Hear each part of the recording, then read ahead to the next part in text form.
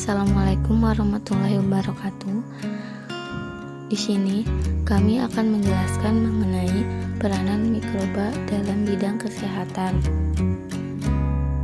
Yang beranggotakan saya Tria Adinudestriani, Ainun Indartiningsih, Amalia Fajri, Iid Hamidah, dan Fitriana. Mikroba atau mikroorganisme merupakan jasad hidup yang mempunyai ukuran sangat kecil atau mikroskopis. Setiap sel tunggal mikroba memiliki kemampuan untuk melangsungkan aktivitas kehidupan, antara lain dapat mengalami pertumbuhan, menghasilkan energi, dan bereproduksi.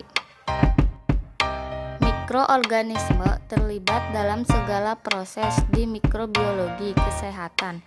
Tentunya ada yang memberikan peranan menguntungkan dan merugikan pada manusia. Mikroorganisme patogen misalnya dapat menyebabkan infeksi dan menimbulkan penyakit pada manusia, sedangkan menguntungkan jika memegang peranan tertentu dalam mempertahankan kesehatan dan fungsi normal yang dapat membantu absorpsi zat makanan dan menghambat pertumbuhan patogen.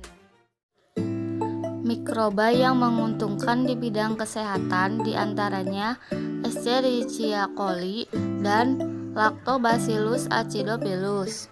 Sedangkan mikroba yang merugikan di bidang kesehatan diantaranya yaitu Streptococcus sanguinis, Staphylococcus aureus, dan Papillon-Bacterium acnes. Bakteri Escherichia coli.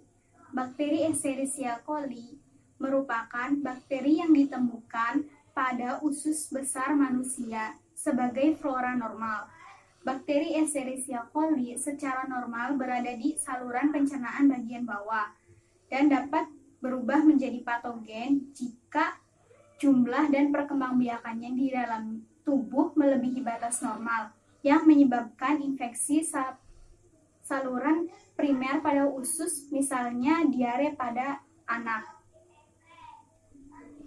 Namun, bakteri ini dapat menguntungkan, yaitu berperan penting dalam menghasilkan protein rekombinan dengan produksi fragmen antibodi dalam periplasma yang dapat meringankan stres dan juga menghasilkan kolisin yang melindungi saluran pencernaan dari bakteri patogen lainnya.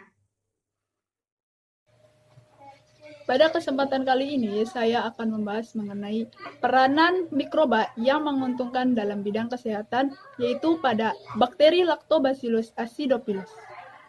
Bakteri Lactobacillus acidophilus merupakan salah satu bakteri penting yang terdapat di dalam saluran pencernaan, vagina, dan rongga mulut. Seperti yang saya bahas kali ini, yaitu pada rongga mulut. Mulut merupakan tempat berkembang biaknya bakteri. Namun, hanya sedikit bakteri penyebab karies yang terdapat dalam mulut, yaitu Streptococcus mutans dan Lactobacilli. Ya, salah satu bakteri Lactobacilli yang ditemukan dalam rongga mulut adalah Lactobacillus acidophilus. Lactobacillus acidophilus yang tumbuh pada permukaan media dengan karakteristik koloni berwarna putih, berbentuk bulat, dengan ukuran yang bervariasi. Peranan menguntungkan Lactobacillus acidophilus dalam bidang kesehatan yaitu di dalam rongga mulut menghasilkan asam laktat dan Lactobacillus acidophilus di dalam vagina yaitu sebagai perawatan probiotik terhadap aktivitas antivirus dan antibakteri. Selanjutnya yaitu peranan mikroba yang merugikan di bidang kesehatan, yaitu bakteri Streptococcus sanguinis. Streptococcus sanguinis ini menyebabkan penyakit infeksi pada rongga mulut. Penyakit infeksi pada rongga mulut ini bersifat akumulatif dan bersifat progresif. Jenis penyakit gigi dan rongga mulut adalah karies dan penyakit periodontal. Karies ini terbentuk karena puing-puing makanan yang terklasifikasi melekat pada gigi. Dampaknya adalah pembusukan dan fraktur. Pada tahap awal, karies ini ditandai kerusakan pada gigi yang disebabkan oleh metabolisme karbohidrat dihasilkan oleh bakteri yang menyebabkan gigi berlubang. Penyebab utama karies dan penyakit gigi lainnya adalah karena adanya agregasi bakteri yang menyebabkan plak dari rongga mulut yang ada pada permukaan gigi. Hal ini dikarenakan kelembaban pada rongga mulut yang cukup tinggi dan juga banyak terdapat partikel-partikel kecil makanan yang membuat rongga mulut menjadi lingkungan yang ideal bagi pertumbuhan mikroba, sehingga timbul berbagai macam penyakit gigi. Berdasarkan hasil survei kesehatan rumah tangga Departemen Kesehatan RI tahun 2004, prevalensi karies ini mencapai 60%. Menyikat gigi memainkan peran penting dalam pencegahan karies. Yang pertama itu ada pengertian dari Staphylococcus aureus. Staphylococcus berasal dari kata staphylo yang berarti kelompok buah anggur, dan coccus berarti bulat seperti anggur dan tergolong bakteri gram positif. Di dalam mikroskop, bakteri ini berbentuk seperti anggur yang bergerombol. Staphylococcus aureus dapat ditemukan pada olahan makanan seperti telur, keju, susu, dan makaroni. Staphylococcus aureus dapat ditemukan pada 40% orang sehat di bagian hidung, ketiak. Staphylococcus aureus dianggap sebagai satu-satunya patogen. Patogen ini dapat membentuk koloni yang kuat dan memproduksi enzimitik. Enzimitik ini dapat memecah jaringan inang dan dapat membantu invasi. Dampak dari Staphylococcus aureus dapat dilihat dari segi makanan. Makanan yang telah terkontaminasi oleh bakteri ini akan menyebabkan keracunan pada manusia yang mengkonsumsinya. Dari segi kesehatan, dapat menyebabkan infeksi kulit. Cara mengatasi bakteri ini, yang pertama, menyimpan makanan di kulkas dengan suhu 4 derajat Celcius.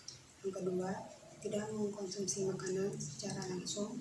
Yang ketiga, jangan lupa mencuci tangan sebelum makan. Di sini saya akan menjelaskan tentang bakteri Propapionia acna. Bakteri Propapionia acna ini termasuk kelompok bakteri Cronibacteria.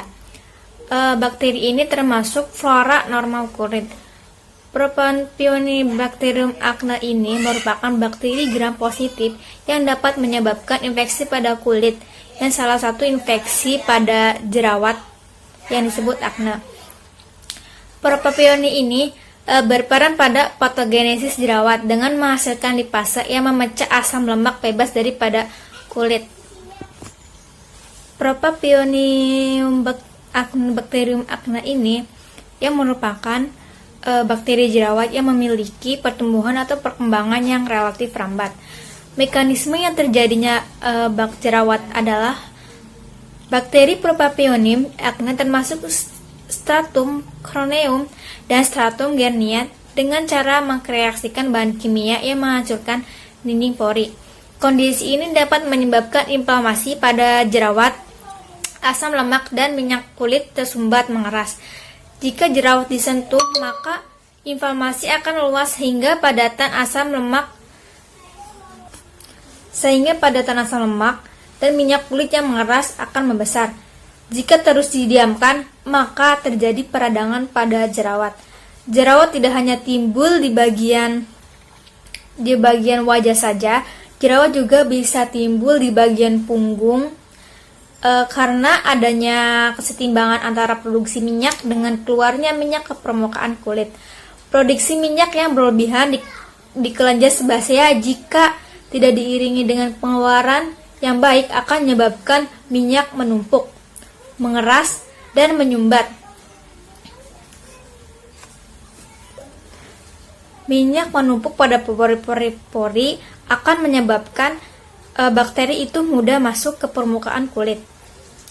Akne terjadi ketika lubang kecil pada permukaan kulit yang disebut pori-pori tersumbat. Pori-pori merupakan lubang bagi saluran yang disebut folikel yang mengandung rambut dan kelenjar minyak. Biasanya kelenjar minyak membantu menjaga kelembaban kulit dan mengangkat sel kulit mati. Ketika kelenjar minyak memproduksi terlalu banyak minyak, pori-pori akan banyak menimbun kotoran dan juga mengandung bakteri pada kulit wajah.